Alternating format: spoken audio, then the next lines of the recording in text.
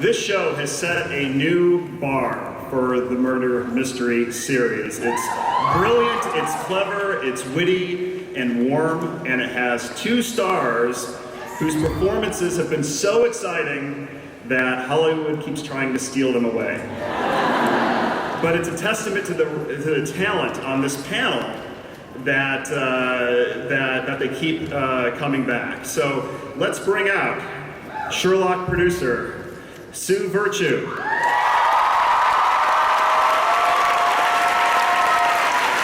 Sherlock executive producer and co-creator and Mycroft himself, Mark Gatiss,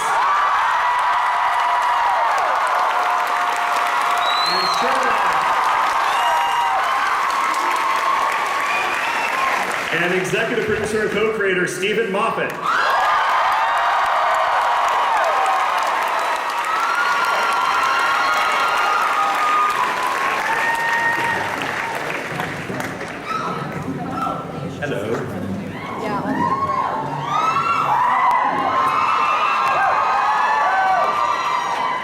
Now, it's my understanding that Benedict and Martin are not here because they don't love us. Can you confirm that? One of them is a high-functioning sociopath, the other one is a hobbit. Let's not set the lines. Yeah, they hate it, and so they didn't come. Yeah. That's the truth. Yeah. But, or is it? It's the made-up part, apart from the hobbit. however, it is also my understanding that they might have sent a little hello. Yes, I've got an 18-page letter here. Read out. Let's see, can we roll that?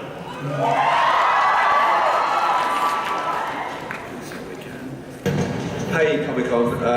I'm sorry I can't be Sherlock shopping, but as you can see, I'm otherwise engaged. I hope you have a fan.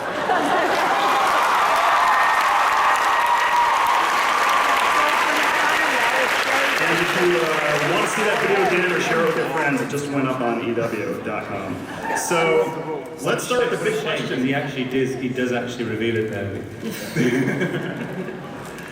And a helicopter and a cup of tea. So let's start with the big question from that video, the one that you can't exactly or won't answer, but the rooftop cliffhanger, Sherlock's plummet.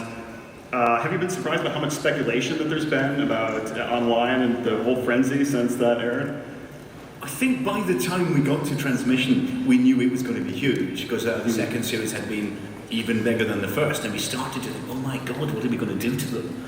He dies tragically, then he's behind a tree, and you have no idea how he possibly survived.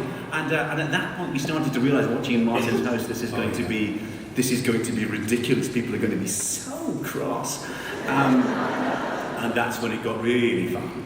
I mean, we were watching it at Martin's, and I even haven't seen it, but 150 times, actually approaching the last sort of 20 minutes. It was incredible, the atmosphere, wasn't it? It was just so exciting because we knew everybody was watching at the same time. And it's a very rare thing in this age, a kind of communal viewing experience like that. And then as soon as it finished, everyone's phones just went crazy. And we went to, when I was showing Jeremy Lovering on a recce Barts where, it happened, and I was saying to him, there's quite a lot of speculation, it's quite a big thing now, and I said, those people over there are probably fans. And he said, no, I think they're nurses, Sue. At which point I heard somebody go, and this is where he fell. So is the solution something that you could actually figure out from watching what's already aired? Or yes, what's keeping you all, for God's sake? The important thing to remember is there really are only a few ways you can fall off a roof and survive.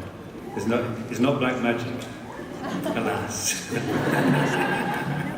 Yeah. So is there anything else you're willing to tell us in terms of teasing what the solution or I mean, has there been anything online that you've seen that's actually got it right? We can't really comment on the online stuff because that gives away something, and also we haven't read it all, so we don't know everything.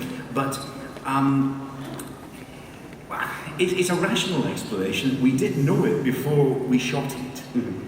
We just didn't have the money to shoot it at at the time. And we shot quite a lot of what you're going to see. It was already done at the end of series 2, so we knew how it was going to be done. And when you see the answer, you'll see that yes, we had to know in advance. It had to be plotted out. Right. So it's. I mean, I don't mean for me. I'm really quite interested in it. All the talk tends to be about how did he do it, and I don't believe that's the thing that people are really most excited about saying, because that's just an answer. How John is going to react. Yeah, I think it's when John and Sherlock meet again. We can tell you that moment in the finished episode 1 is electrifying. Yeah, really. and it goes on and on. So it's great. So I think that's the showstopper, and that sequence, a quite lengthy sequence, I think is probably my favourite Sherlock moment of Sherlock we've made, because it's lengthy. We go at all guns blazing. Because it's a long, complicated, emotional journey, and it's extremely funny. I think it's a joy and a delight, and that is the showstopper of the episode. Wow. And of course, yes, you'll get an answer, but not without some teasing on the way. And that answer also involves, from what we've seen online, that Andrew Scott is coming back to shoot a little bit as well, who of course plays our beaches loving. We needed a dead body. Moriarty. so Andrew's cheap. So. Yeah. And he looks quite like Moriarty, so we got him. Yeah, it was actually cheaper to get Andrew Scott back to do that than to get a mannequin. Just put him along, there was no point. And that's been a whole new career for him now, if you watch murder mysteries. He's often dead bodies now. It's great. But he is dead. He is dead. He is dead. Shot himself through the brainstem. You don't come back from that. There is a funny thing a lot of people have asked us about. He can't be dead because you don't see the back of his head come off. This is 8:30 on BBC One. There are certain things you still can't show. And that's interesting because you killed off like a central main Sherlock Holmes character. I mean, do you feel that eventually in the show that the very last episode that you could actually kill off Sherlock or John Watson? Is that possible? Is that something? You can't. They've been solving crimes in Baker Street for over 110 years. They're never going to die, are they? And if he did, he'd just pop up behind another tree. I think there's something about that actually, that mostly in all the years that people have done news stories and pastiches, they sort of generally play fair. Yeah. Something about it where you want to feel they'll always be in Baker Street, whether it's in 1888 or in the present day. You just want to feel they're always going to be there. So it's kind of the right thing to do is not to make anything definitive like that. Yeah. Except Also, in the original stories, Moriarty wasn't. Yeah, Moriarty dies. He's dead. Yeah. So he shot himself in the face. What would you want? Do you think they were up on that rooftop and faked suicide at each other? some did. That is dysfunctional. No, that's clever. What a waste of a scene. Were you faking? I was faking too. It would feel like a little bit of a cheat. It would feel like a little bit of a cheat. So how much Mycroft can we expect in season 5? Not enough. Quite a lot. There is quite a lot. It's Yeah. really nice, Michael. We can't really say without giving anything away, I suppose. But yeah, there's a lot of nice stuff, and it's obviously the big thing we wanted to explore was in the original Conan Doyle story, Dr. Watson's reaction is really dealt with very quickly. He sort of forgives him, and we just thought, that's just not going to happen. There's a massive impact. If your best friend had pretended to be dead, and you'd moved on, and then just appeared and said, "Hi, have you missed me?" That's going to have a big impact. So we wanted to explore how it really affected all of the regulars, really, all of his friends and extended family. He seems so cold towards his brother sometimes. What's your take on what Mycroft feels towards Sherlock? Do they have some bitter family history there, or is it just... we were very inspired by a masterpiece film called The Private Life of Sherlock Holmes by Billy Wilder, which, if you haven't seen, you must see. It's a beautiful, beautiful film. Very funny, very melancholy film. And Billy Wilder and his co-writer, Izzy Diamond, did what we sort of feel is like they took a logical step on from Conan Doyle. which is to make Mycroft is the British government, which is what Doyle says, but in a way he's always like the sinister British government. He's like the Diogenes Club is like a behind-the-scenes force.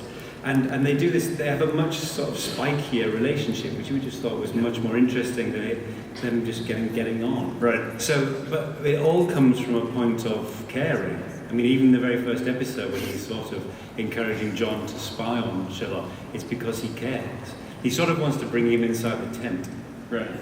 And really, in opposition to Mycroft, you suddenly realise that Sherlock is like a loose cannon. He's like a crazy younger brother. You know, at one point Benedict said that there's going to be they were signed on for a 4th season, and there's this little bit of scrambling of our star is sort of speaking a little prematurely. Where's that at this point? Well, to be honest, I'm sure Benedict is probably the single biggest yes you need to get. So if he has commissioned another series, good. Well done. We didn't know he had commissioning power, but we are going to get him to announce other things. Yeah. Mark and I quite like knighthoods, and we thought if maybe Benedict said it on a red carpet. That would. I think he'd ask for his own first one. Yeah, I think he'd get that line wrong. We're going to send him back out. You know, they're optioned for the 4th series. We just haven't worked out when we're going to do it. Excellent.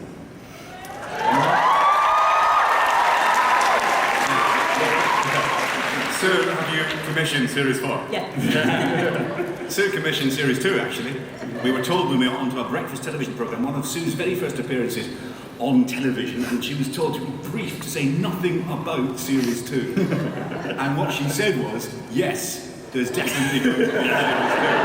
And I was sitting there next to her thinking, you just commissioned it. You've self-commissioned it. In the middle of the BBC, you walked in and robbed them of 3 films. So that's how we do it on this show. It's your turn. Yeah. You know, send Benedict back out with just plans for 5, 6, 7, 8. You know, since they're so busy doing feature films, it does raise the question, given the rising stature, has anyone ever broached the idea of doing a Sherlock as a feature film? Well, we sort of do. But, you know, it's an interesting thought. They take ages to set up films because people who let films are really slow compared to television people. And, you know, we'd never want to do anything that reduce the quantity we were making even further. But you never know. Who knows? We do have the, by accident and surprise, the 2 biggest British film stars out there in our show. And Mark and I were just thinking, well, what if we were inventing Sherlock now?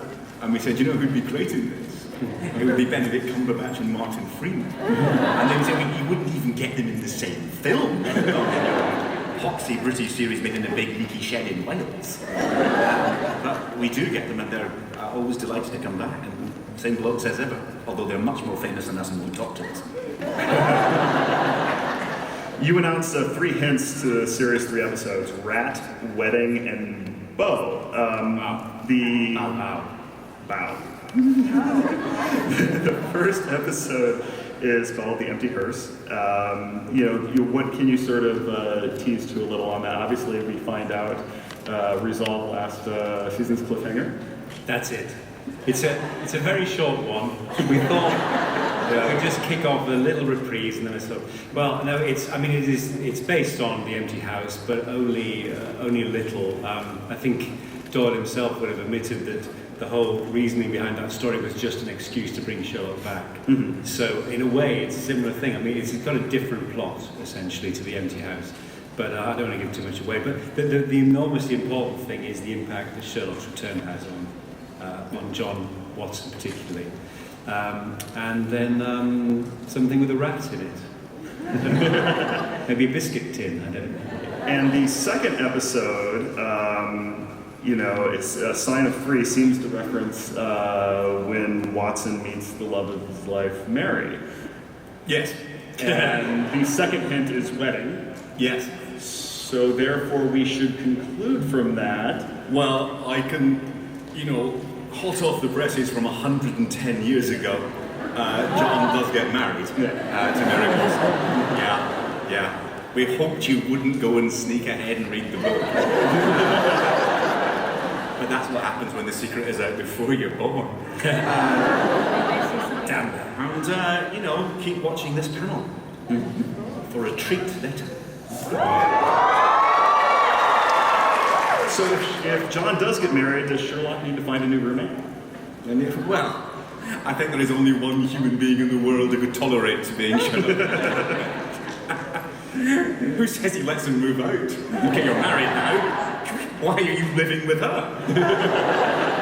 It's a big flat, we've established that. Yes. It's like the one in Friends, it's much bigger than it really would be. It's a whole floor we've been up to here. We keep adding rooms.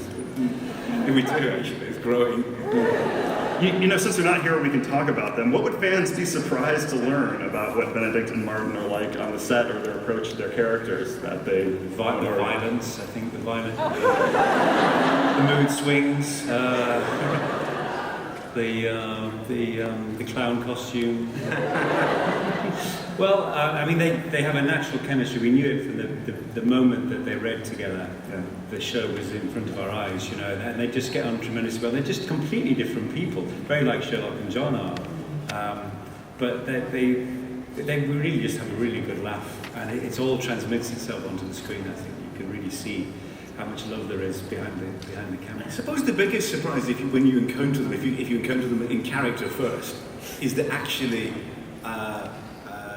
Benedict is the goofy one, and Martin is the very sardonic one, very dry one. So there's almost the other way around in a way.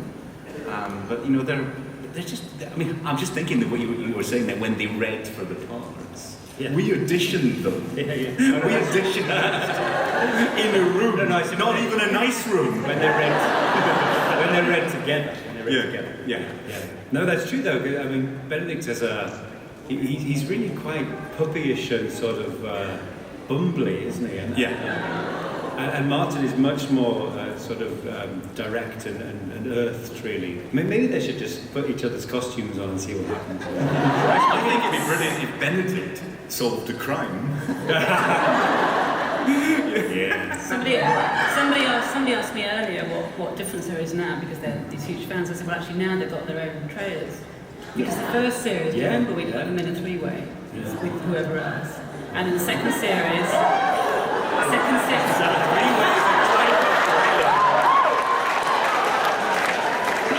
I missed that on the first God. second series was only a two-way. And now they have their own trailer. They've split up.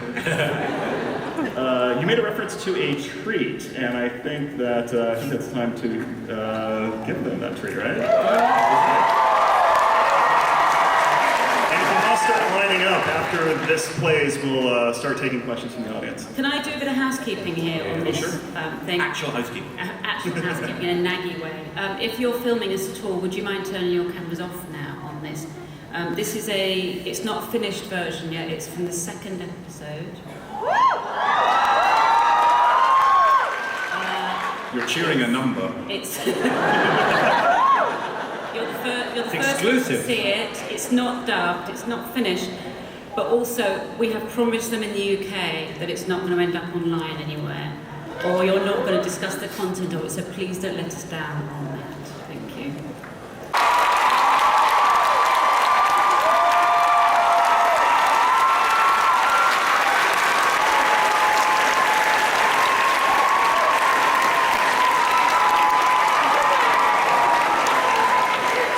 Imagine if he'd solved a crime now. Not a word now. That scene does bring to mind the high-functioning sociopath line. Do you guys, what's your take on Sherlock's sociopathy or whatever? You know, do you think he's a sociopath? Not really. I think he finds that a convenient way of getting away with it. I think he probably wonders early on if he is. I think he slowly discovers when he faces off with Moriarty that, no, that's a sociopath. I'm comparatively nice compared to that. But I think he finds it a convenient label. It means if he says he's a high-functioning sociopath, then people won't expect him to do boring things like talk. He makes Convenient a decision. diagnosis. Yeah. He makes a decision to be that. Yeah, we talked a lot about that with Moriarty, that actually it's only when he encounters this other being who appears to be his shadow that he realizes, no, actually I am on the side of the good guys. He's never really noticed that before, but it's a conscious thing. And actually the slow humanization that John encourages is all part of that. It's sociopathy, by the way. And at the end of Series 2, his reputation was pretty tarnished at that point. I mean, so can you give any hint of what his reputation is after all that happened? Oh, we can't really. I mean, the main thing to stress is that we knew we couldn't spend 3 entire episodes dealing with what happened last time. Yeah. So there's a lot of housekeeping we have to do to get on with it, really. Really get to the stuff we want to do, which is them getting back together. Yeah. You know, after the end of the third season, or the end of the second season rather, there was of course the great cliffhanger. Does Series 3 also end in a cliffhanger? Well, the answer to that question is itself a cliffhanger. Only if you don't respond. Well, I think you will be watching the end of the last episode thinking, they wouldn't stop it there. And then they wouldn't stop it there, would they? And oh dear God, they wouldn't stop it there, would they? And that'll go on for a while. 2 years. Yes. One thing we mustn't do, though, is do some kind of cliffhanger, which means we have to go back 18 months later and try and reproduce it again. We've done that twice, and it's very difficult. I mean, is this the type of series that you can picture sort of, you know, coming back to, taking breaks and then coming back and doing more and sort of having that sort of ongoing open... I mean, the traditions of it. So I think as long as everybody wants to keep doing it, which they do at the moment, they want to do it, we want to keep doing it, then we will keep doing it. I mean, your idea was they start quite young, so you've got a long way. And also, by the accident of how we make them, which wasn't the plan, there's a huge gap in between, as you know, where Benedict and Martin can go off and make big movies, or in Martin's case, one long movie. 3 long movies. And then come back to the show that they love doing. So if we keep that model going, it's ideal, really. It's interesting, isn't it? As a model for television, which you'd never have invented, the traditional model is you make an awful lot of episodes over 4 or 5 years, even 7 years, until you're utterly sick of it, and then stop and never make it again. It doesn't have to be the only way you make television. Why not make an awful lot of episodes over an awful lot of years? Right. And so that no one gets suffocated by it and strangled by it.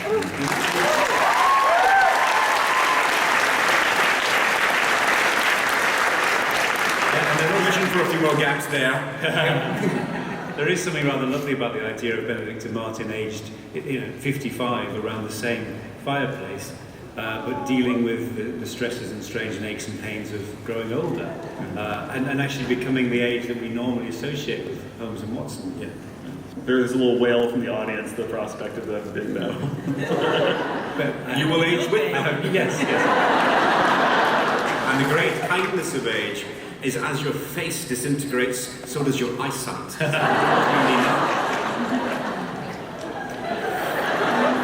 They'll always Well, look the that's same. cheering. Because I was just thinking what age I'll be when they're that age. And when they're blind, you will be too. Let's turn this over to you guys. Let's see if we have some questions.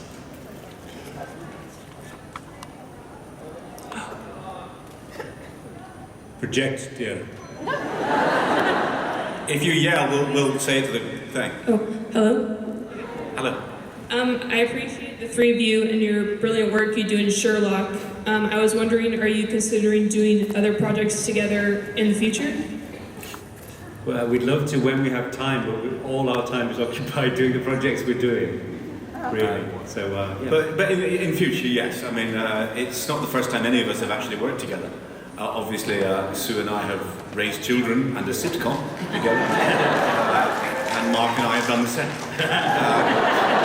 It's controversial, but It works. it's a medical miracle, It's a frankly. working model.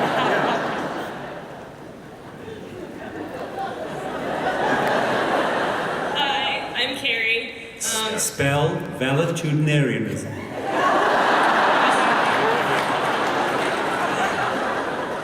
I would really like to know what you guys have to say to Sir Conan Arthur Doyle. Were you given the chance to hijack the TARDIS or travel back in time and meet him? I'd say, why are you spelling your name like that? I'd say, what are you doing with my TARDIS?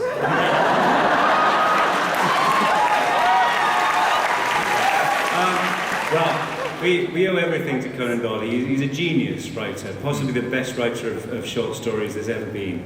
And everything we do, we owe to him. So I'd like to say thank you. But by the way, spiritualism isn't true.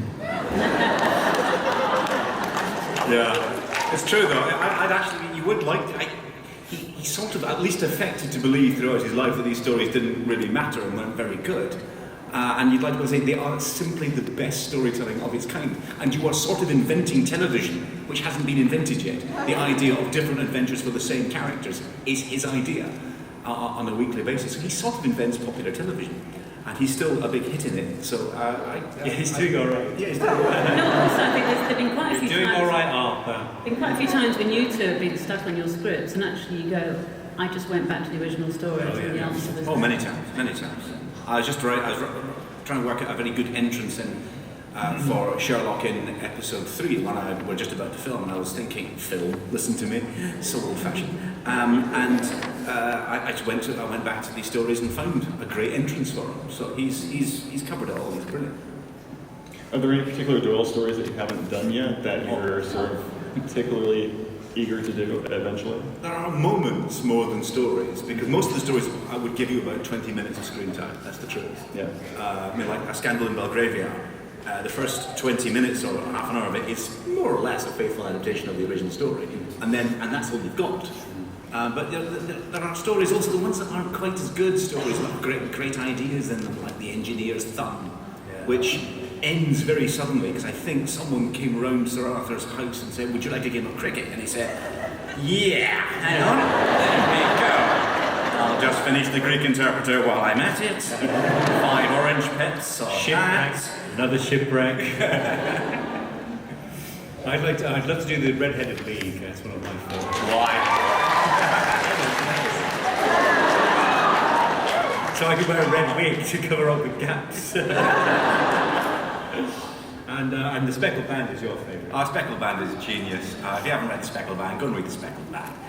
It makes no sense at all, but there is something exciting on every page. When I first read that when I was very young, 38 or something, I remember thinking, it just doesn't get better than that. It's amazing. It makes no sense at all. It keeps a snake in a safe, but it's brilliant. So if you haven't read it, 2 things you must do is you must go and read the Speckled Band, and you must go and watch The Private Life of Sherlock Holmes. If you like our show, you'll love that. Wait, Benedict and Martin are here.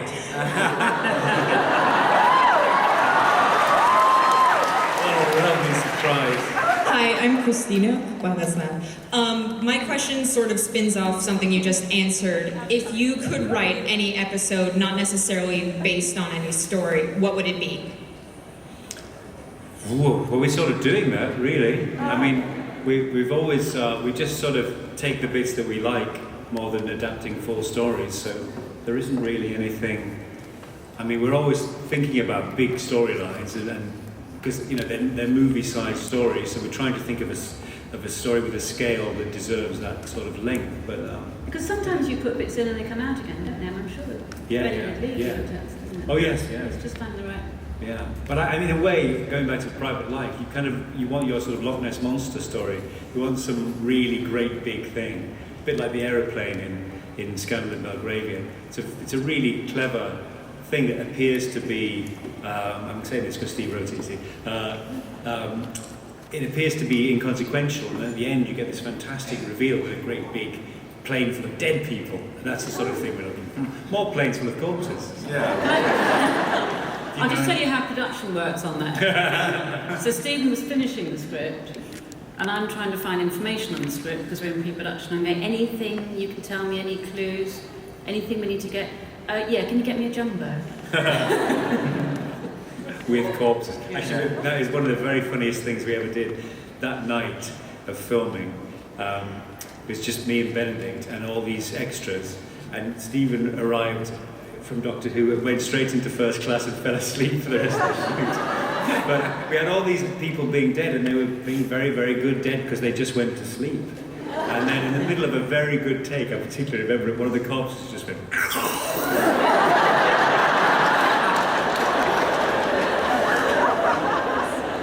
He didn't get a free biscuit.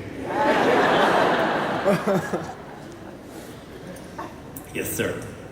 Hi, my name's Henry. Love the show. Benedict put on a lot of muscle mass for Star Trek.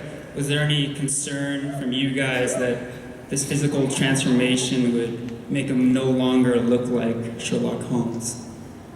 Well, to be honest, I tell you a strange thing. In the second series, he put on a lot of muscle for Frankenstein on stage, and he did look a bit bulkier, didn't he?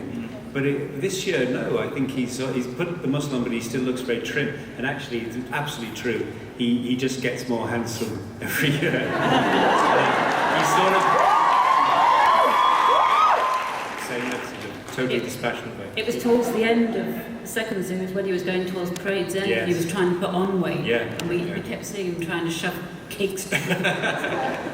It's a difficult thing, but he's grown into that. He looks really very dashing now, very heroic. It's an interesting phenomenon. You should look at it. I'm starting to notice it more and more. Is people get better looking as they get more famous. It's true. They're both so much more handsome. It's a terrible life lesson. I'm sure there's something wrong. Is there any possibility of, with Irina Adler not being in season 3, any possibility of any hints of romance for Sherlock? Is he even interested remotely?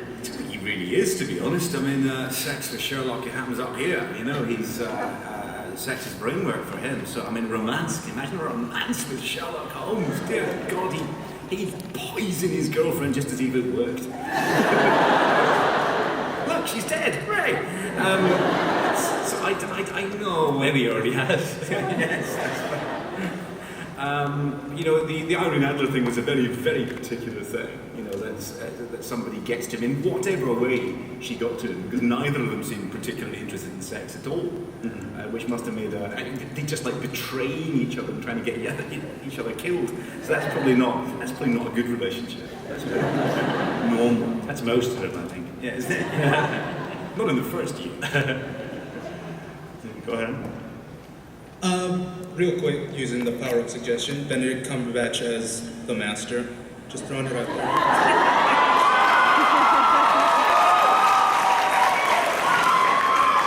Do you think maybe my life is complicated enough as it is? There's a little more. Based off their intellectual personas, who do you think would solve a mystery faster? Sherlock Holmes, Batman, or the Doctor? Well, Batman would not.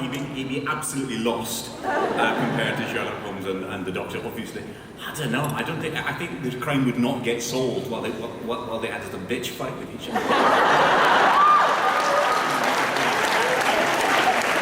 It would be. Oh, you're Sherlock Holmes. Oh, brilliant! I've already solved it with my sonic screwdriver, but never mind. I know these questions are really the same questions that I used to ask when I was about 5, saying, who would win out of a fight between a Stegosaurus and a Tyrannosaurus? It's the same sort of argument, isn't it? Yeah. So who would win? Really get it. I like Batman, by the way. I just slagged him off because I don't work in his show. Speaking of the Doctor, you're in the middle of casting, and there's some online rumors that that there could be a woman considered for the part. Is that something that's random online speculation, or is there anything to that? And, could the Doctor ever be a woman? Same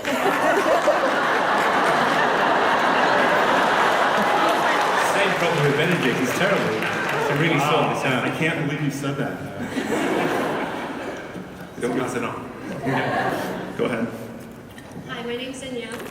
I wanted to ask about Sherlock. Lovely glossy hair. Oh. I wanted to ask about Sherlock and Molly's dynamic. Like, are we as an audience going to be seeing more of a friendship being evolved, or is their relationship just going to come to a standstill? Are you reading a question or just checking your phone? No, I wrote it down so I wouldn't forget it. I think it's really interesting, isn't it? I mean, they are friends. She is one of the very, very small number of people he trusts. She's one of the very small number of people he likes. And if you watch the scenes between Sherlock and Molly, apart from the very beginning, she always wins. She always wins. She makes him apologise. She humanises him. She tells him off. Wait till she see what she does next time. You know, I mean, I don't think they're going to end up dating. Two sociopaths in one relationship would not be a good idea. You know, it's a proper friendship they have. It's not going to go the way Tumblr thinks it's going to go. And it was the place that we got to where he comes to her for help, and he really means that. You know, it's actually quite touching. I think the way it develops. Molly becomes one of the few people that he does actually trust. We love Molly.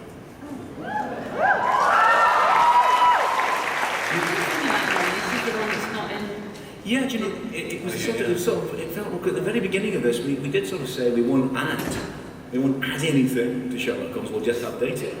But we had Molly in the first episode, and Lou really was so good. And you had an idea for, at that point, for how to introduce Moriarty. And it just grew under its own steam. If you can grow under your own steam, that's a ridiculous expression. You know, season 1 was so good, and season 2, I think, was even better. I know this is a hard question to answer since you're so close to it, but how do you think the third season will compare to what you've seen so far? Either we're going to sound defeatist or probably arrogant. I think that I've made my choice a long time ago.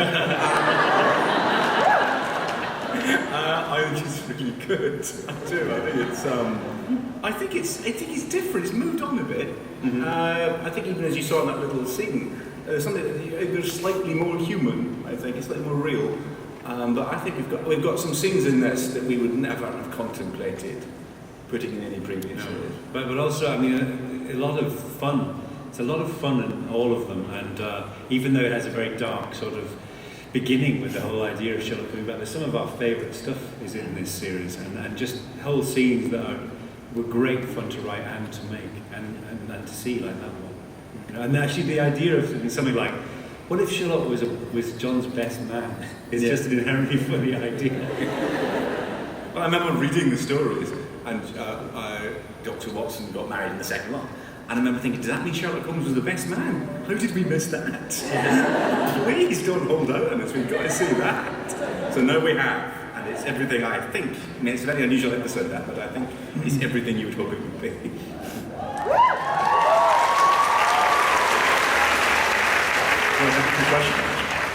We have time for one more. Oh, really? Make it a brilliant. Hello, my name's Rebecca, and I was just wondering, personally, what was your favorite episode or moment from the first 2 seasons of Sherlock? I'm just going to mention your own show. I think, I love probably my absolute favourite moments, in terms of moments, would be the last 20 minutes of the 2 finales.